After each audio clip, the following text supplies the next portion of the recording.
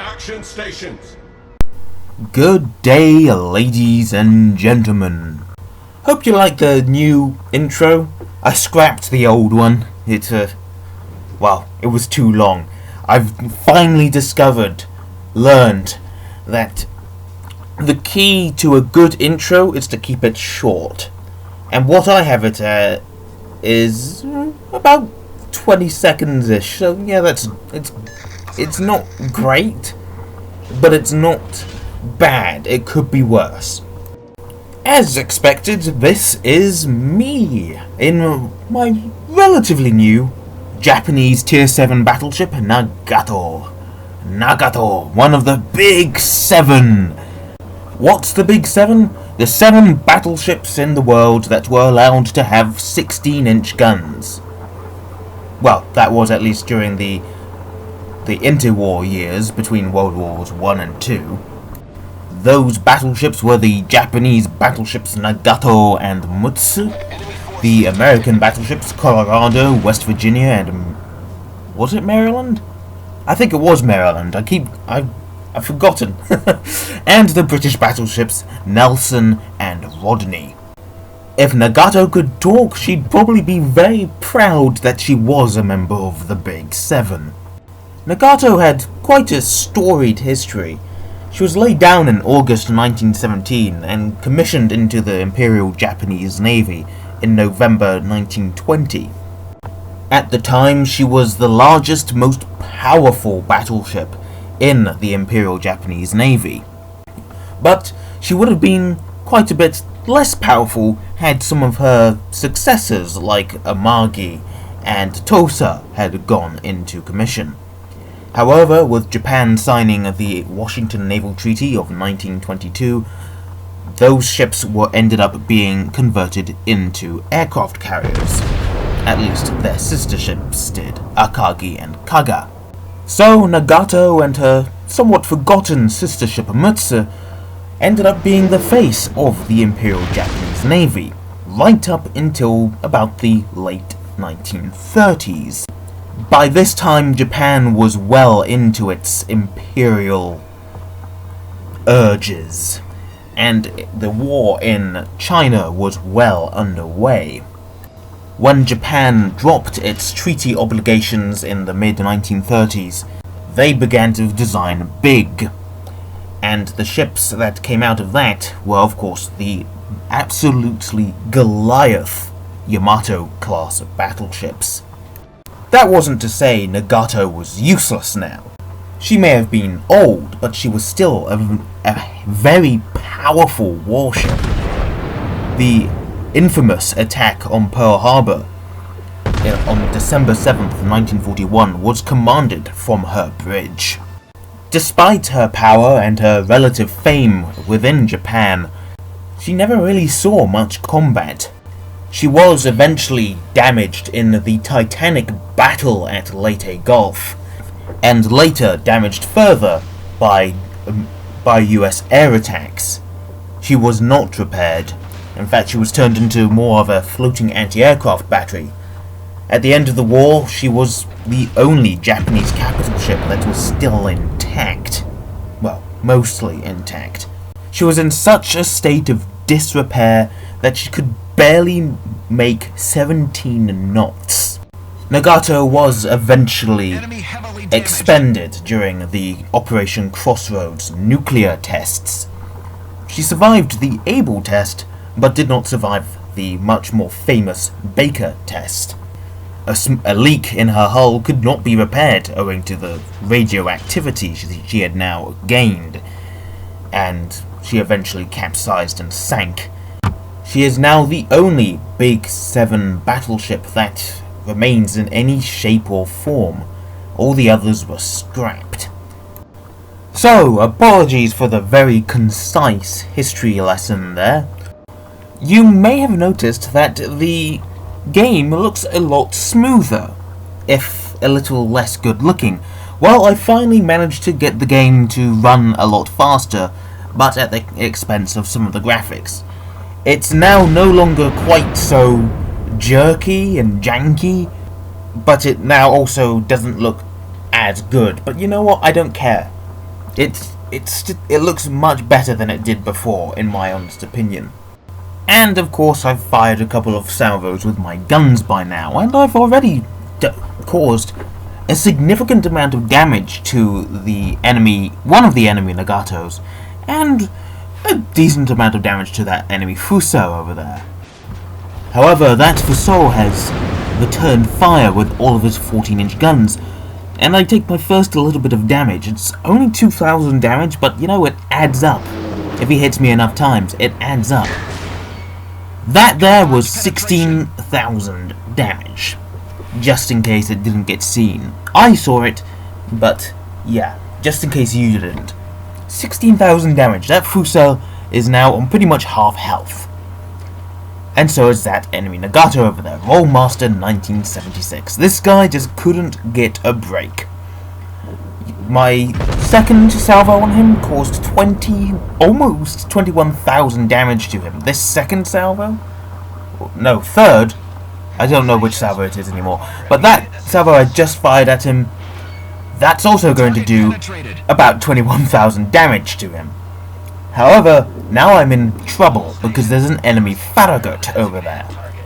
I kind of got off easy with the destroyers. You may have noticed that I ordered the team over chat to shoot destroyers if they saw one. I'm shooting at this destroyer because I've seen it. I hate destroyers. Well, at least I hated destroyers at this time, because a destroyer, a Farragut, funnily enough, ruined my last game, and there is no way I can survive this engagement, right? Except, I knew that his torpedoes were going to be on the way. I've already emptied my guns at him, but they only did a pitiful 1,260 damage. So my secondaries are going to be doing most of the damage here. My guns reload, but I can only fire my A and B turrets because of the way I'm turning. And this time I do a respectable 3,700 damage to him. But it's still not enough. I still have to rely on my secondaries. This guy's torpedoes could be reloaded any second now. But I have a trick up my sleeve. As we're getting closer, I'm going to deselect him as a target. And that means that my guns are going to stop training themselves with the sort of automatic camera. You know how you select a target and the camera automatically pans with the ship? That causes so much trouble when you're at these suicidally close ranges. So I've learned, through trial and error in the training rooms, to deselect a target if it's really damn close, and focus on a point just ahead of the enemy ship, so they will drive into the gun's aiming arc, rather than sort of have the guns constantly trying to turn with the target. However, I'd only done this with AI ships before. This was the first time I'd ever used this tactic on a player-controlled ship. I had no idea if it was going to work.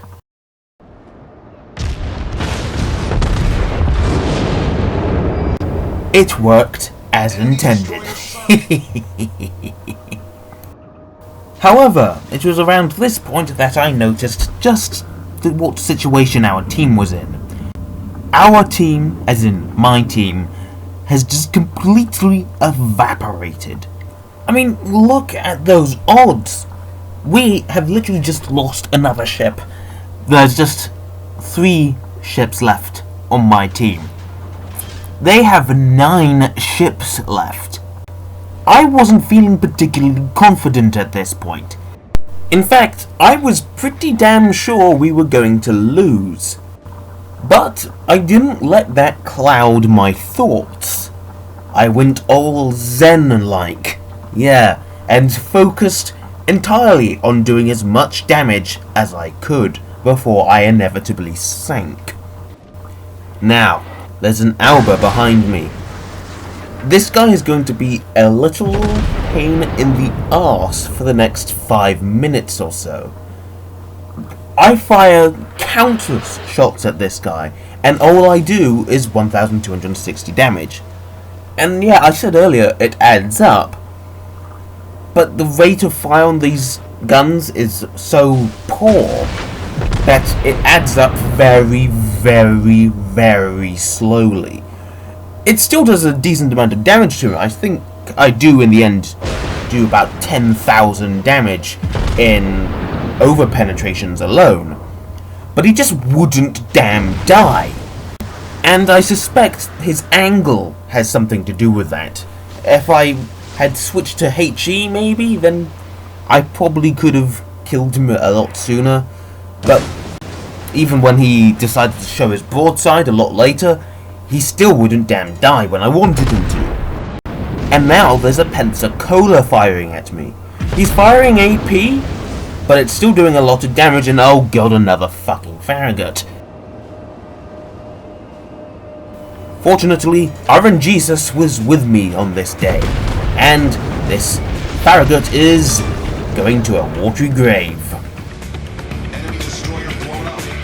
One enemy destroyer left, and it's an Ognivoy. His torpedoes are absolutely garbage. Now it's time to focus on the Pepsi Cola. It seemed for a short while that I was going to have a sort of another case of Alba syndrome with this Pepsi Cola, because once again I got one hit and it was an over-penetration. And this guy just he's dangerous, he's broadside to me, he poses the most threat to me, so maybe I should have saved that one salvo. I just fired at the Alba for the Pensacola again.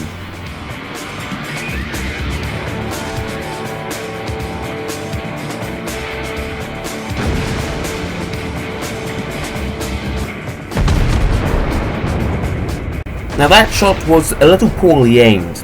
The shells ended up falling a bit forward.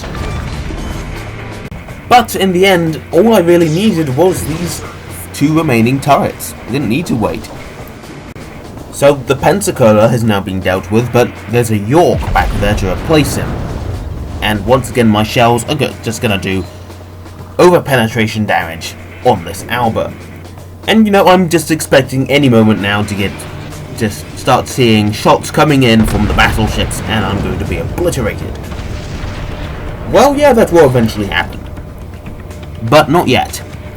Now there I do get a much higher damage roll on the Alba, and our remaining Pensacola is also opening fire on this Alba.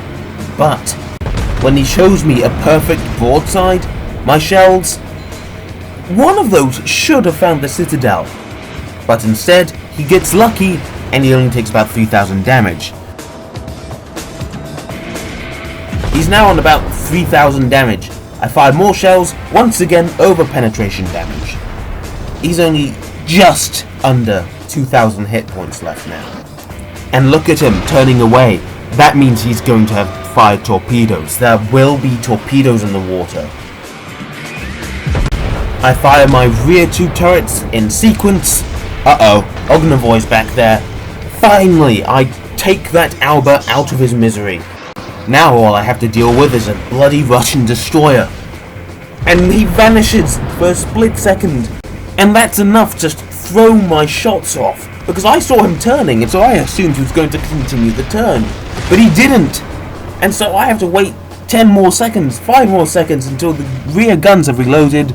But I needn't worry. My secondaries finish him off.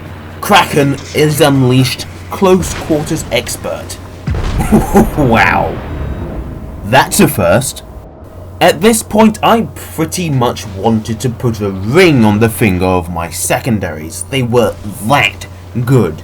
They were not failing me in this battle. The odds are now 3 ships to 5. I have single-handedly almost turned the tide of this battle. That York makes a mistake, shows his broadside 6,200 damage, but now I have a problem. The battleships have finally caught up, and I'm starting to take shots from our good friend Rollmaster 1976. This York contracts a case of Alba syndrome and starts tanking shots from my 16-inch guns. He just took an over-penetrating shot. There are more shots on the way. That should kill him, but somehow he gets away with that. The one shell that hits him bounces off. This guy was fucking lucky. So I fire my remaining 2 shots in sequence, and finally I put him down. Now there's only battleships and 1 cruiser left on the enemy team.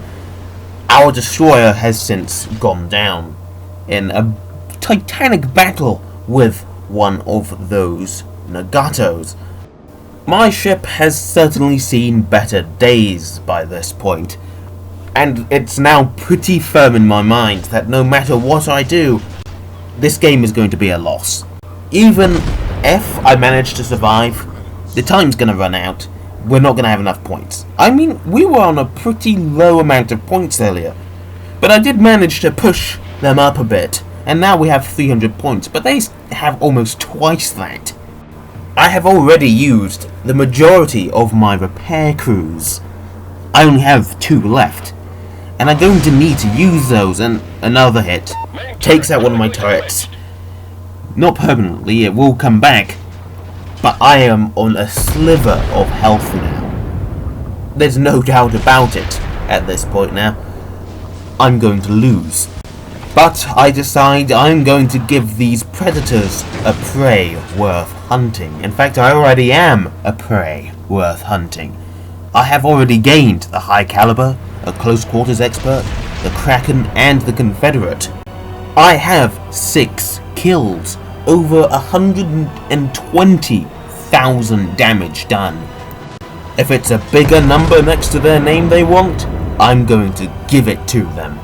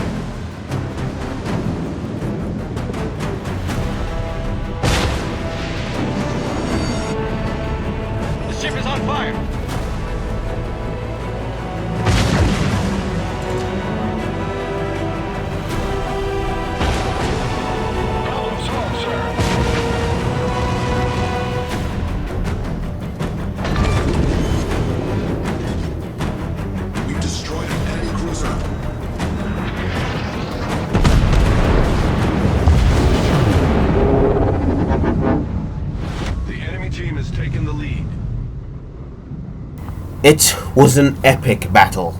Over 150,000 damage caused, 7 kills, 5 rewards, including 2 close quarters experts. Have you ever seen anything like it?